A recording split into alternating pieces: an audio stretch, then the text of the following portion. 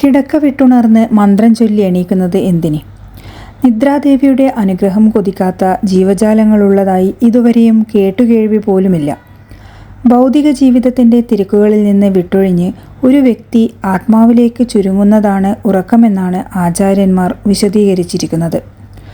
ഉറക്കം നഷ്ടപ്പെട്ടവരെ സാധാരണ നിർഭാഗ്യവാന്മാർ എന്നാണ് വിളിച്ചു വരുന്നത്. ഭാഗ്യവാന്മാരാകട്ടെ നിദ്രയുടെ ആഴങ്ങളിലേക്ക് കുതിച്ച് എല്ലാം മറന്നുറങ്ങുന്നു. ഊണിൽ പാതി ഉറക്കമെന്നാണ് മലയാളി പൊതുവെ പറഞ്ഞു വരുന്നത്. ഉണ്ടാൽ മാത്രം പോരാ, ഉറങ്ങുകയും വേണമെന്നാണ് നമ്മുടെ ഉറച്ച വിശ്വാസം. ഉറക്കത്തെപ്പറ്റി വിധി വച്ചിട്ടുള്ള നമുക്ക് ഉറക്കമുണരുന്നതിനെക്കുറിച്ചും വിധിയുണ്ട്.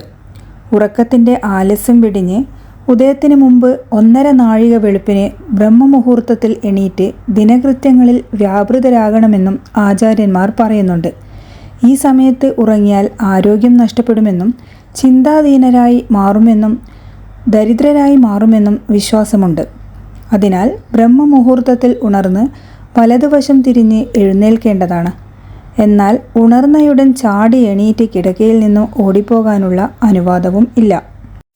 ഉണർന്നാൽ കിടക്കയിലിരുന്ന് തൻ്റെ 2 കൈപ്പടങ്ങളും മലർത്തി അതിൽ നോക്കി ലക്ഷ്മി, സരസ്വതി, ഗൗരി എന്നീ ദേവിമാരെ ദർശിച്ച് മന്ത്രം ചൊല്ലണം.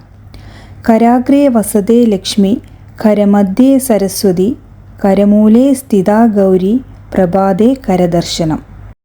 ഉറക്കം നീണ്ടുപോകുമ്പോൾ മനുഷ്യൻ്റെ രക്തസംക്രമണത്തിന് വളരെ കുറച്ച് ശക്തി മാത്രമേ ഹൃദയം പ്രയോഗിക്കുന്നുള്ളൂ.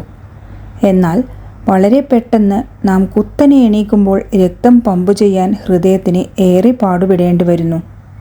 ഇതാകട്ടെ ഹൃദയത്തിന് ഏറെ ആഘാതം സൃഷ്ടിക്കുകയും ചെയ്യുന്നു. അതിനാലാണ് കിടക്കയിൽ നിന്നും പതുക്കെ എണീറ്റിരുന്ന് അല്പസമയം പതിഞ്ഞ സ്വരത്തിൽ മന്ത്രം ചൊല്ലിയിരിക്കണമെന്ന നിബന്ധന നമ്മുടെ പൂർവികർ നമ്മെ പഠിപ്പിച്ചിരിക്കുന്നത്. ഇത് കാരണം നമ്മുടെ രക്തസംക്രമണം സാധാരണഗതിയിലാകുന്നുവെന്ന് ശാസ്ത്ര സിദ്ധാന്തങ്ങൾ വാദിക്കുന്നു.